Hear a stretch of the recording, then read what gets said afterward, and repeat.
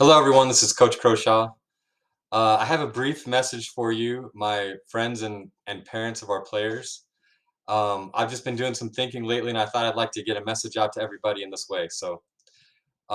Lately we've had some really great, intense games, and I've really enjoyed coaching the boys. And I really feel like each one of them is developing so well, and I'm so proud of all of them. And during some of our more difficult games, I have heard some sideline behavior that I would like to address in order to continue to foster a positive team environment for all of the members of our soccer team family. I want everybody to feel like they're included and like they're appreciated for all their efforts, both the parents and the players on our team. The first thing I want to address is that I'd like to keep things positive. Um, all of our boys have strengths and weaknesses, mostly strengths. That's why they're on the top team of our age group. And during these games, please do cheer for all of our players, especially those that make mistakes every once in a while. It's really important to me that we do that. I ask that our parents do not yell angrily at a player who makes a mistake or who is maybe not doing what you want them to do or not in the right position. Um, that it does, sometimes our voices do carry a lot, farther than we think, and it sounds maybe worse than we intended. So I ask that we try not to yell at players on the field when they make a mistake. I have learned that, especially for this age, the best time to make corrections is one-on-one on the bench, where I can actually talk to them one-on-one instead of in front of everybody on the field, in front of the other team's boys, in front of their teammates, in front of the other parents. It can really cause people to shut down. It can cause hurt feelings, even among our own other parents on the team. So please try to avoid that if you can. I would really appreciate that. As a coach, I really try not to get upset when a player makes a mistake. And the only thing, it really doesn't really bother me most of the time. I only ask our players to give me full effort. If a player is going all out and they are given effort and they make a mistake, I am totally fine with that, because they're doing exactly what I asked them to do, which is give their full effort. And I do not expect them to be perfect at this age. I just don't expect that. Um, Please encourage your boys to give full effort in whatever position they're playing, and I will be happy, and they will be happy. And don't focus too much on the results. The second thing I want to talk about is encouraging creativity on the field. This is kind of a advanced concept. As parents, we really want to um, tell everybody what to do. It's like we're playing a video game and we're holding a joystick, and you want to say, go left, go right, go forward, go back. And we want them to respond instantly to that command. Um, our players are not, we can't do that. Most of the time, to be honest with you, they can't hear you when you're given those instructions, because the uh, the truth is that soccer is a game of split-second decisions. They are processing dozens and dozens of inputs constantly during a game of where they should go and what they should do.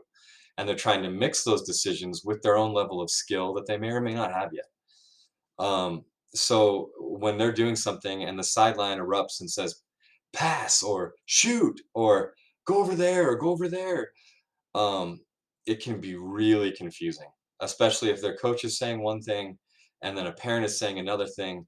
It's really confusing for a player to try to process all those instructions at the same time. As a rule of thumb, if a player is looking to mom or dad before or after they make a decision to see if it's okay, that is a good indication that they're not developing creativity, but that they're actually waiting for instructions or approval from someone else, external from their own brain, of what to do. And that's not what we want to develop over time.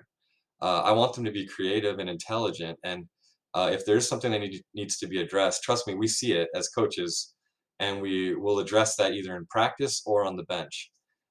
We also there's a lot of factors that you may or may not be aware of with a child's emotional state, or what's going on in their lives. And really, so we try to be aware of those as coaches because we're around them a lot. Just be aware of that. Um, I try not to really yell too much during the game. You may have noticed that because I prefer to talk to them on the sideline or at practice.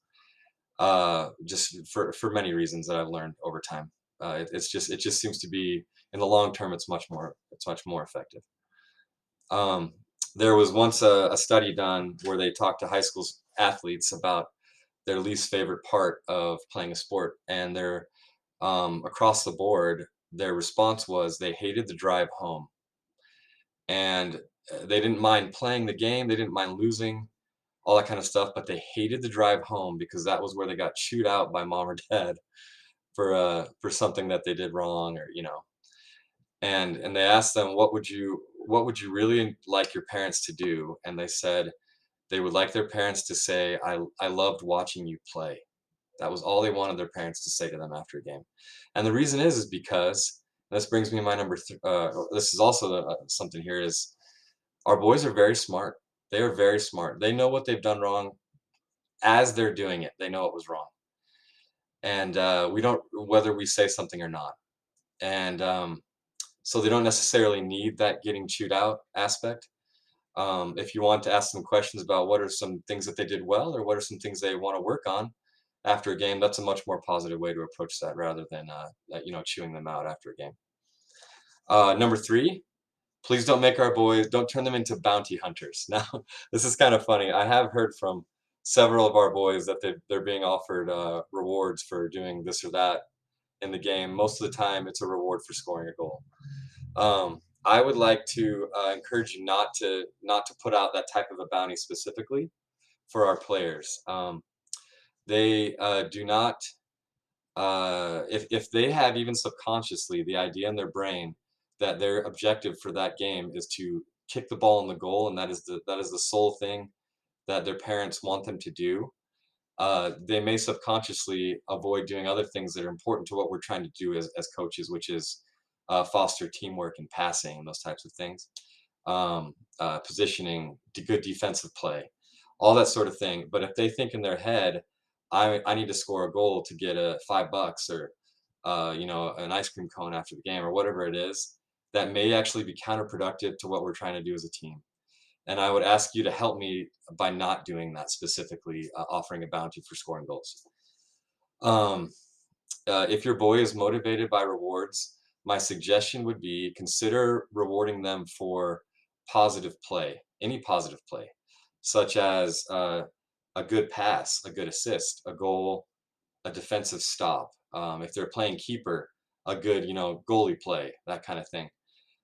Reward them for all around um, play rather than just scoring goals because that will kind of create and foster a better environment for our kids as they're learning how to play. Um, it is extremely fun to watch our kids play soccer. I love it. It has been.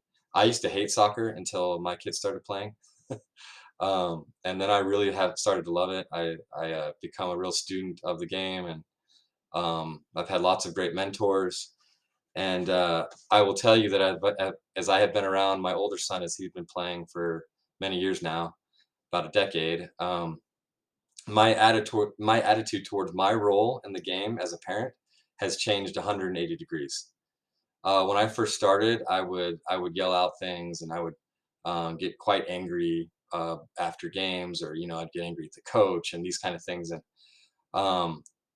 um, I can tell you that my attitude has changed a lot as I have experienced, as we go through years of watching my son play. I realize now that I can enjoy a loss, a win, or anything in between, because I realize it's a privilege just to be a part of a team like this, a team that plays hard and has fun. Uh, it is a privilege as a parent, and it is a privilege to coach. And I hope that you see it that way as well. There are kids out there that would give their left arm to be able to be on a part of something like this. But they're not athletic enough, or they don't have the drive, or whatever the reason may be. They're not a part of it. But you are, and our boys are, and so we should be proud of them and really try to keep things positive and work on these three things that I mentioned here. In case you can't tell, I love coaching. I'm not perfect. I don't know everything, but I can promise you that I give 100% effort. uh, in coaching, which is more than I should given how much I get paid for this job. But I ask the same of our players to give 100%, even though they don't get paid anything either. So if you have any questions or concerns, please let me know. Thank you for watching this. And I'm always open to chat about any concerns you might have. And look forward to our upcoming season. It's going to be a good one. So go Shooters.